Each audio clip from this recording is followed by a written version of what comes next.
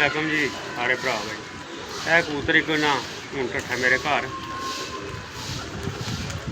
जामनू रंग परी ते लगे आ ते दूजा पर खाली है जनाब। कबूतर जिस भरा का भी होवे ते राबता करके मेरे को लै सकदा। गुलाम स्पोर्ट वाले की छाते ढट्ठा है जनाब।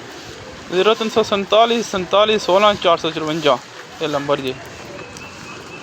वालेकुम जी सारे कबूतरबाज भरावां जनाब। यह सरकार कबूतर एक लपड़िया वा यह रंग लगे यह साढ़े 5 रंग लगे। यह एक मोहर लगी इस यह मोहर लगी इस जिस किसी भराऊ ने जनाब रबता कर सकना है।